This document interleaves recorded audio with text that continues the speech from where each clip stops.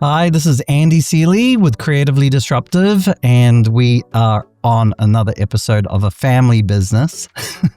And this is Patrick Thomas from the Rock Gymnastics in Colorado. In Colorado, right? I've got Correct. that right. I haven't made that wrong. And how are you today, Patrick? I'm doing good. Awesome. So we're gonna chat with you a little bit about your business and a little bit about the business of your business and the goods and the bads and the ups and the downs, and see if anybody can learn anything. And I know you've had some really good things happen, and you've had some challenging times as well. Yes. Which I think will be kind of interesting to hear about. But why don't we ask a pretty simple question, I guess. Tell us who you are and what makes your business special in your mind. I'm Patrick Thomas. I've been in the gymnastics business coaching for over 30 years now. My mom has a gym in Georgia. When she opened when I was very young, I was about 6 years old. So I've grown up in the business pretty much my whole life. I guess what I like and what I try to do here at The Rock is make sure everyone has an opportunity to do gymnastics. I want anybody to be able to enjoy the sport and learn from it, no matter their situation in life. I also want to give them the opportunity to be able to compete and get to the highest level they can. With that being said, I always try to reach for competitively our kids to go to college, so they have that opportunity to move on educationally and with their gymnastics. What do you think it is, Patrick, about gymnastics that's good for kids? What is it about gymnastics that makes a special sport for kids? To me, gymnastics is broken down to the basic level of just body control, how you control your body and how you move it around. So to me, anything you're doing with that, you can build it into any other sport. So it's the only sport I know that. I've had gymnasts that have gone on to get scholarships in other sports, including pole vaulting, basketball, and colleges. And I've worked with a lot of people in other sports, wakeboarders, on their body awareness from the gymnastic side. So I also know the kids that are doing it at a young age, the preschoolers, have a tendency to learn to read faster and do better in school than a lot of kids, because I guess the discipline and the hand-eye coordination and flipping up and down actually works with the brain the same way. Right. So what do you think inspired you to start your business? And what would you say would be the proudest moment of gym ownership so far?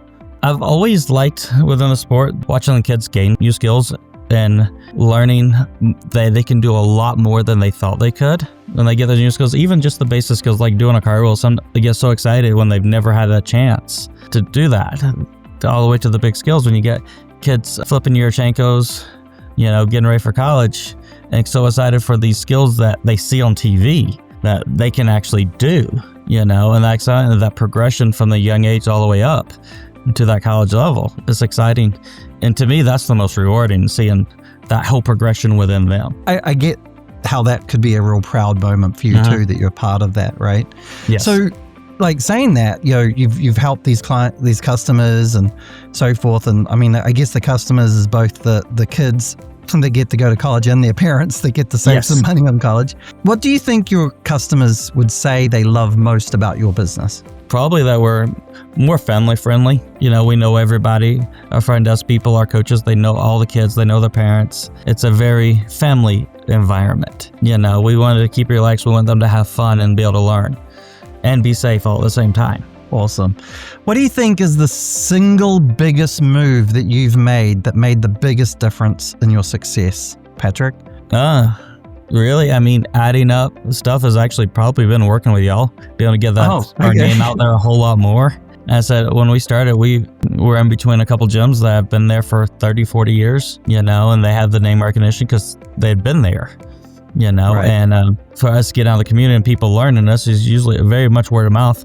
Then with social media has really helped us gain that a lot faster. Right. And you've had some real consistent interest with your, and I like to call it kind of, people feel uncomfortable about the word advertising and marketing. And I always say it's not advertising and marketing, it's communicating with your community. So take advertising and marketing out and say, I'm going to invest in communicating with my community. It does make a difference, right?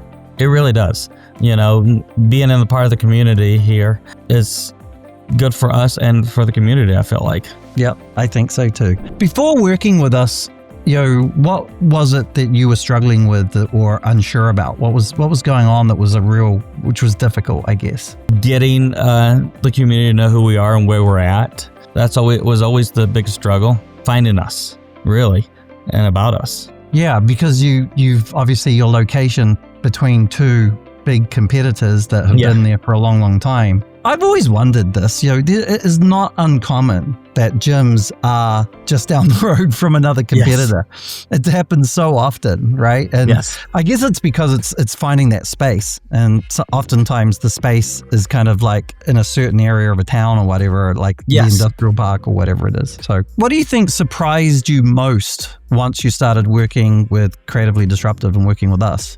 How much, I guess, getting the proper, y'all use algorithms to get our name out to people within our community, doing it properly, how much that really makes a difference of knowing how that systems work. I mean, we had tried to do some of that ourselves, but never had any real success with it. So you had that same thing that we hear a lot where, I tried Facebook or Instagram, it doesn't work for us. You kind of almost had that same kind of feeling, right? Very much, yeah. And we had done it, but very little success with it. And it's a little bit like, I tried to teach my son to do a cartwheel, but he just can't do it. Maybe I'm just not very good at teaching cartwheels. And maybe you could look into that, and we can all specialize in the areas that we're good at. And I do think people tend to, especially in the gymnastics business and the kids activity realm, you guys wear so many hats, right? And it's like, just take one of them off.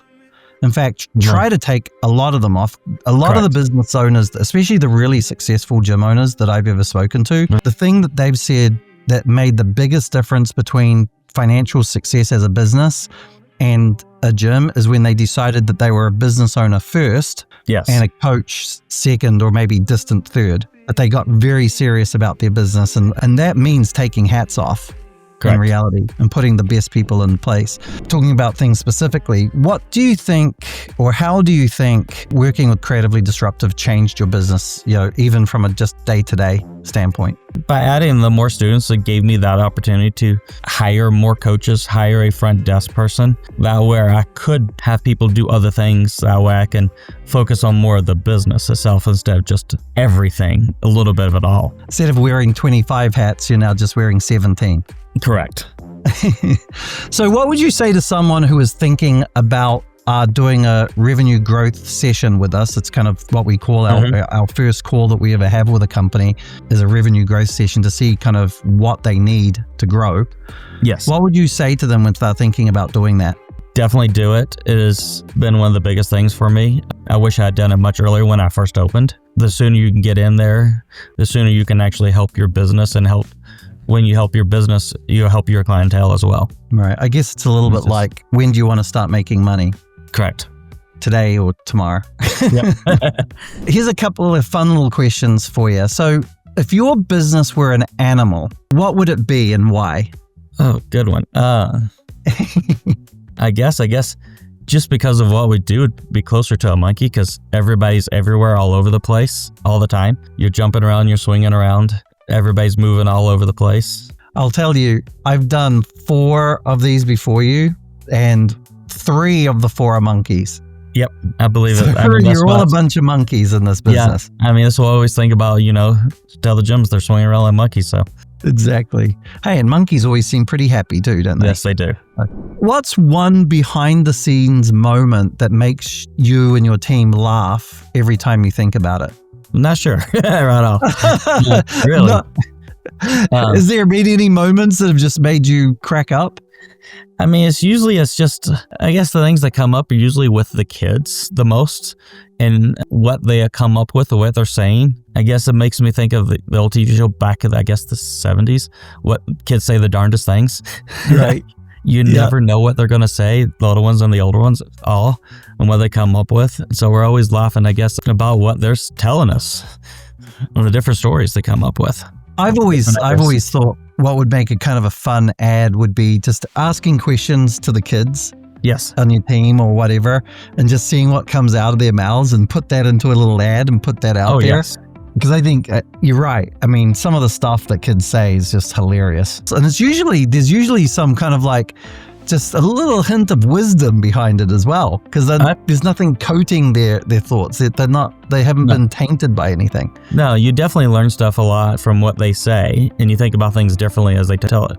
Yeah. That's cool. So we seem to have zipped through these questions here. So I'm gonna get to this final question to chat with you to find out a little bit of wisdom from Patrick Thomas, who has been through the good times and the tough times. And just so you guys know, and he's being very reasonable about himself. He's not. He's like single-handedly dragged his gym from pretty much nothing all the way through to what it is today, including doing Uber rides and rideshare to make sure that he can get the business to the point he is today, with some real commitment behind being successful. And one thing I've got to say about you, Patrick, that I've always liked, and we've met a number of times, is your commitment to being successful.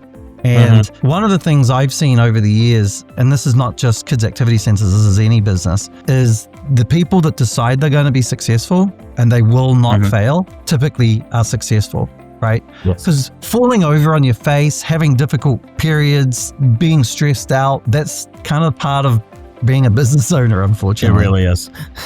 And, one thing I want to give you a lot of credit for and pat on your back is your commitment to your community, the commitment to your business, the commitment to your kids and your staff that you've really sacrificed to get to this great place that you are today. And obviously, it's only going to get better from here because I believe you basically have decided that you will be successful, and that is the secret. I mean, people think the secret is, I'm going to work really, really hard, or I need to be a genius. No, I really, truly believe the true measurement of success is a business owner who just decides this will be successful and I won't give up until it is. Because you get slapped down, it's about how many times you get yourself back up, not about, getting knocked down and going, oh, do I want to get up? No, you win because you get up one more time than you got knocked down, right?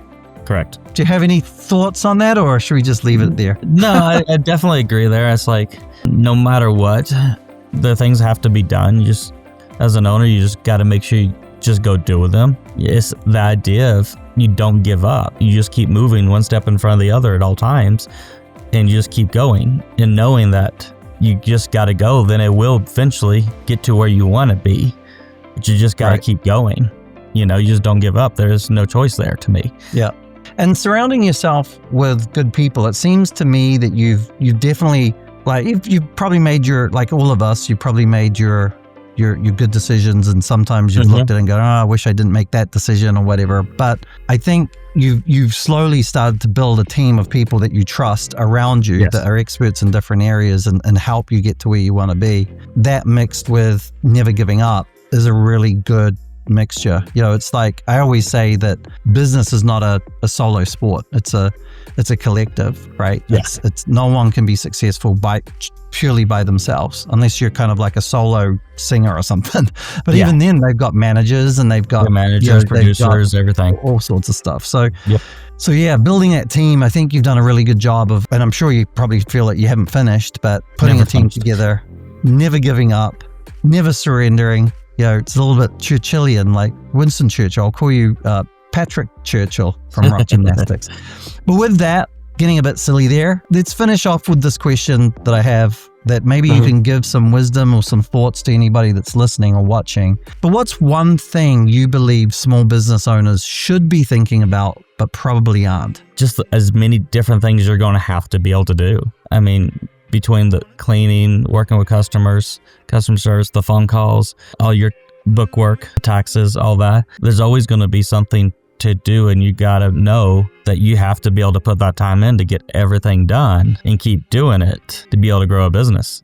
You can't leave one part of it out or you never really be able to grow. You can't just be a gymnastics coach and hope you're going to be successful. No, you got to be able to do everything and do it all and just keep going.